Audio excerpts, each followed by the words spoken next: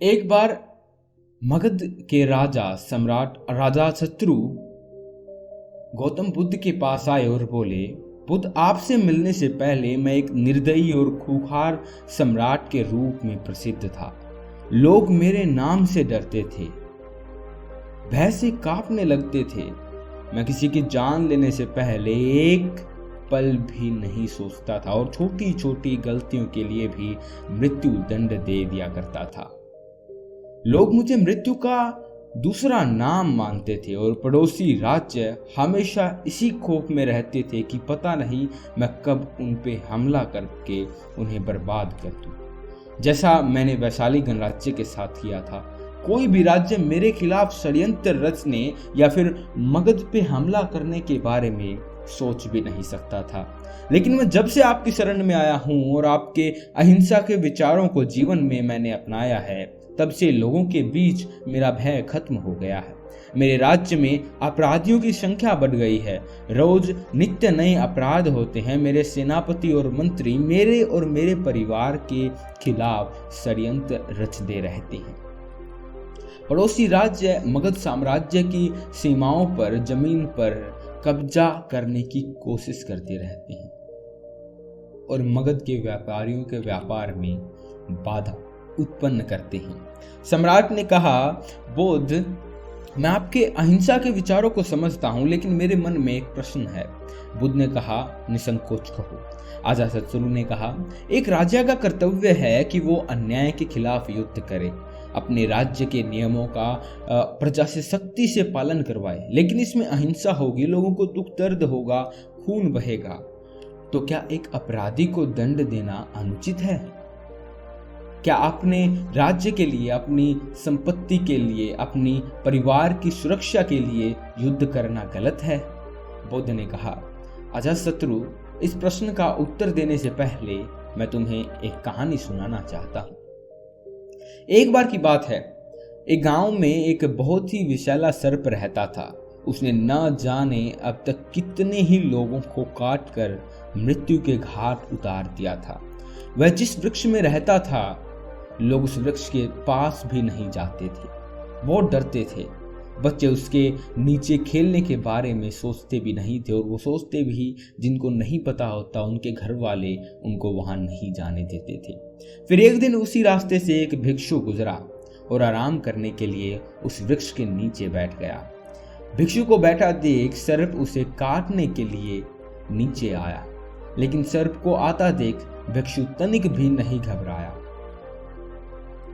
वह पूरे शांत चित्त के साथ वहीं बैठा रहा। यह देख सर्प को बड़ा आश्चर्य हुआ।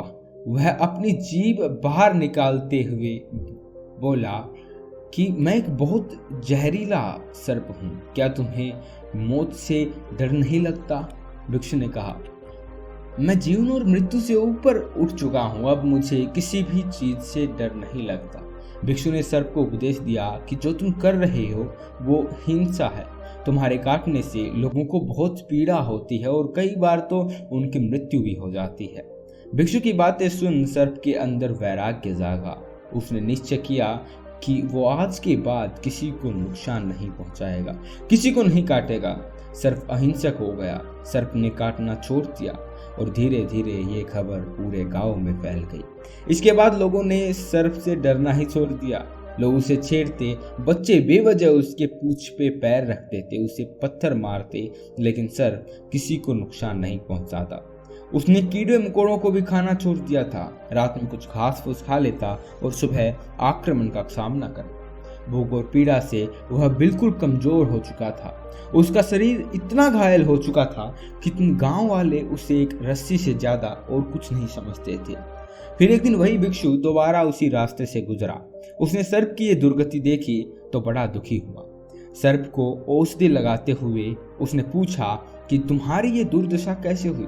सर्प ने कहा कि तुम्हारी बातें सुनने के बाद मेरे अंदर वैराग्य जागा और मैंने काटना छोड़ दिया। यह सुन भिक्षु हंसा और बोला, मैंने तुझे काटने से मना किया था, लेकिन तू अपने सर्प स्वभाव से कैसे विमुख हो गया? तुमने फुसकारना क्यों छोड़ दिया?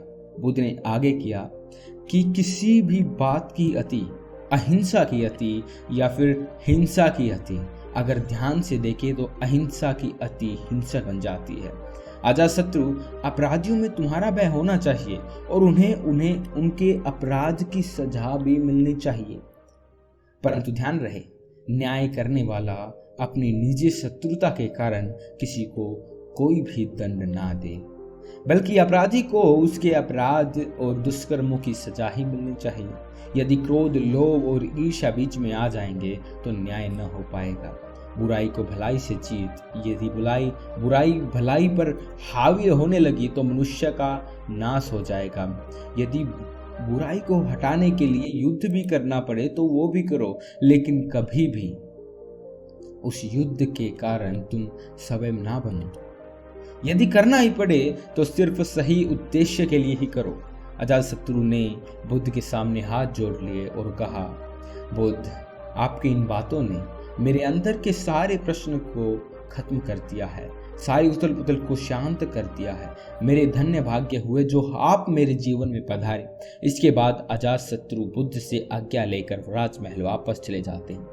दोस्तों, अगर आप गौतम बुद्ध के सिद्धांतों और विचारों के बारे में जानना चाहते हैं तो हमारे चैनल को सब्सक्राइब जरूर कर लीजिए। अब बात करते हैं कि अच्छे लोगों के साथ ही बुरा क्यों होता है। तो इसका उत्तर सर्प और भिक्षु की कहानी में ही छुपा हुआ है। जिन्हें लगता है कि वो अच्छे इंसान हैं क्योंकि वो सबकी बात मानते हैं, लोगों को खुश रखने की कोशिश करते हैं, हमेशा खुद ही कॉम्प्रोमाइज कर लेते हैं, सबकी मदद कर लेते हैं, किसी को भला बुरा नहीं कहते, किसी पर ज़्यादा गुस्सा नहीं करते, तो असल में ऐसे लोग अच्छे नहीं बल्कि कमज़ोर और बुज़दिल होते हैं। क्योंकि ऐसे लोग सच के साथ खड़े रहने से डरते हैं। वो लोगों की नज़रों में अच्छा बनने और लोगों से अपनी तारीफ सुनने के उसमें गलत होता देख भी चुप रहते हैं, क्योंकि उन्हें इस बात का डर रहता है कि अगर मैंने उसके खिलाफ बोल दिया तो उससे मेरे संबंध खराब हो सकते हैं, और इसी बात के डर के चलते वो कुछ नहीं बोलता और वो असल में एक कायर होता है। उस तरह एक कायर की भांति जीवन जीना मुश्किल होता है, और उसी तरह एक कायर को भी जीवन जीने में बहुत कठिनाइयाँ उत्पन्न होती हैं। उसे लगता है कि मैं उसकी नज़रों में एक अच्छा इंसान नहीं रह जाऊंगा। ऐसे लोग अच्छा बनने की कोशिश में लोगों की हाँ में हाँ मिलाते रहते हैं, उनकी चापलूसी करते रहते हैं। ये कभी भी अपने अधिकारों के लिए डट कर लड़ नहीं पाते और हमेशा ही खुद की तरफ से कॉम्प्रोमाइज़ कर लेते हैं, और फिर लोगों से कहते फिरते हैं कि मुझे संतुष्टि है, मेरे अंदर धैर्य है, इसीलिए मैं पीछे हट गया। लेकिन असल में ऐसा कुछ नहीं होता। ये सब अपनी बुज़दिली को ढकने और लोगों से सहानुभूति पाने के लिए गाना गाते फिरते हैं। ऐसे लोगों को लगता है कि इनकी ऐसी आदतों की वजह से लोग इन्हें पसंद करते हैं, इन्हें इनसे अच्छा इंसान समझते हैं, इनकी इज्जत करते हैं। लेकिन असल में ऐसा कुछ नहीं होता। लोग भले इनके मुंह पर कुछ ना कहें, लेकिन समझते सब हैं कि ये इंसान बुज़दिल और कमज़ोर है, ये अपने विचारों का पक्का नहीं है। और जब ये परिवार को, समाज में किसी साहसिक या बड़े कामों को करने का समय आता है तो ऐसे लोगों को हमेशा पीछे ही रखा जाता है। इन्हें कोई नहीं पूछता, ये बस अपने आप में ही अच्छे बने फिरते हैं। तो फिर एक अच्छा इंसान है कौन? एक अच्छा इंसान वो है जो विनम्र तो है लेकिन गलत के आगे नहीं झुकता। वो कॉम्प्रोमाइज करता है लेकिन अपने अधिकारों के लिए डटकर खड़ा भी रहता है, जिसके अंदर सच को सच और झूठ को झूठ बोलने की हिम्मत होती है। वो बस किसी को खुश करने या उसकी नज़रों में अच्छा बनने के लिए उसकी चापलूसी नहीं करता। उसे इस बात से फ़र्क नहीं पड़ता कि लोग उसे अच्छा कहेंगे या खराब। उसे किसी की राय से फ़र्क नहीं पड़ता, क्योंकि वह जानता है कि वह कौन है। उसे किसी से प्रमाण नहीं चाहिए कि वो अच्छा है या बुरा। वो बस जो सही है वो या गलत है वही उसको देख के सही है वही करता है।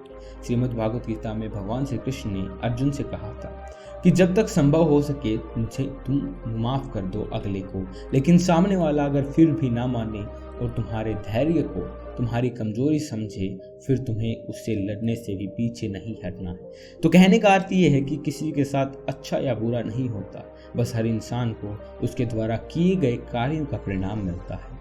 जो अच्छा होने का दिखावा करता है उसे उसकी चापलूसी, गलत के खिलाफ ना खड़े होने, अपने अधिकारों के लिए ना लड़ने, मेहनत ना करने, आसानी से हार मान लेने और सबको खुश करने की कोशिश करने जैसे कार्यों का ही परिणाम मिलता है।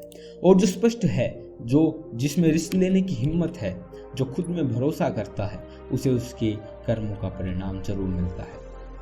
और ये जरूरी नहीं किसी कार्य को करना ही कर्म है, मनुष्य के विचार भी उसके कर्म ही हैं, क्योंकि विचार ही हैं जो अंततः कर्मों में परिवर्तित हो जाते हैं। तो ये जो विचार रूपी कर्म जो हमें दिखते नहीं, हमें इनका भी फल भोगना पड़ता है। तो ज़्यादातर लोग जो इस बात की शिकायत करते रहते हैं कि मैंने किसी के साथ गलत नहीं किया तो मेरे साथ गलत क्यों हो रहा है, तो उनके साथ गलत होने का कारण ये विचार रूपी कर्म ही है, जो बाहर से दिखते नहीं लेकिन हमने अपने विचारों में किए होते हैं। इसलिए इंसान को सिर्फ बाहर से ही नहीं बल्कि अंदर से अपने विचारों से भी अच्छा होना जरूरी है।